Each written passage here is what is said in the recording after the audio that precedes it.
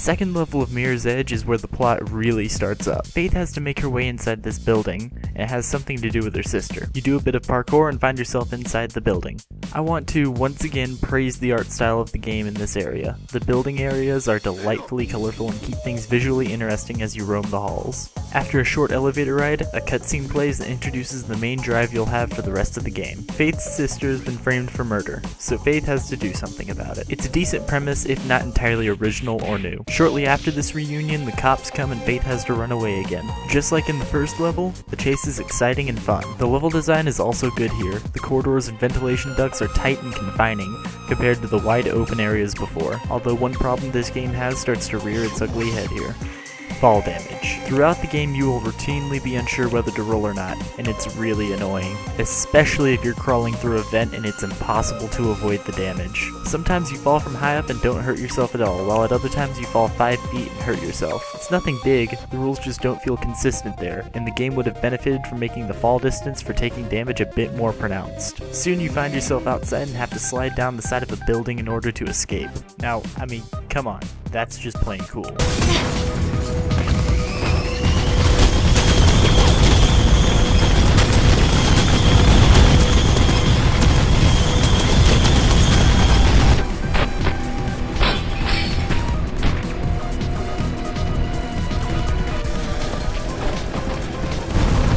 After this you find yourself on rooftops again and are forced to run away from a chopper. After this the game transitions into a chase in a subway station, then goes back to ground level for a fight between you and 2 cops. Once again, the fighting is pretty fluid here thanks to the fact that there are only 2 and that they die in a couple of shots. You then fall through a building and then this guy just kinda shows up and runs off.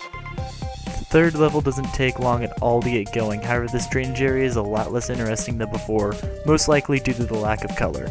However, they introduce snipers here, who elevate the tension well beyond what it would be normally. However, the next area is far more interesting. It's circular, which lends itself nicely to the free running in the game, but these areas rely less on speed and momentum and more on straight up platforming. It's a good thing since the game had essentially been nothing but a series of chases up until that. It keeps the game going at a good pace. There's nothing else too notable until you run across a team of snipers. Once you dispatch one and get a sniper rifle, you're given your first brief introduction to the real shooting mechanics. When you have any sort of gun that isn't a handgun, Faith's movement is slowed down to a crawl. This in and of itself is bad enough. However, the shooting mechanics are bare bones at best and flat out dull at worst. Some platforming and a bit of unavoidable fall damage later, you run into a real gunfight, and boy, is it awful. Your gun just doesn't feel very good, enemies don't die in a satisfying way, and you can no longer run or climb. During this brief section of the game, it turns into a dull, mindless FPS. There's no peeking around corners, no aim down sights, nothing. All you can do is waddle slowly towards them and fire, then cry behind a corner until your health regenerates. And this is the case for every firefight in the game.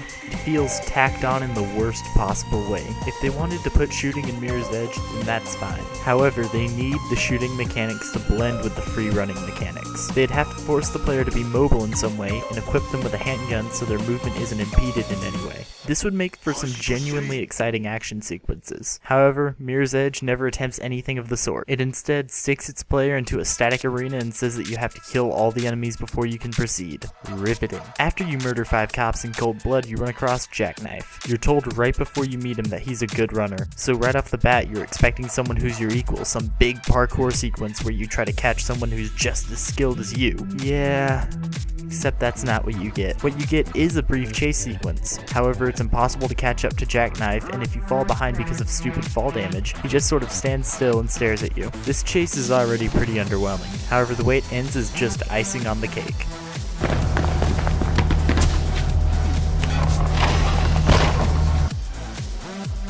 Yeah, he just sort of falls. You then make your way over to him, listen to his horrible voice acting. Always want to swim in the big pond. Never see the bigger fish. If I were you, I'd start with a glorified slab of meat. Happy hunting, Faithy.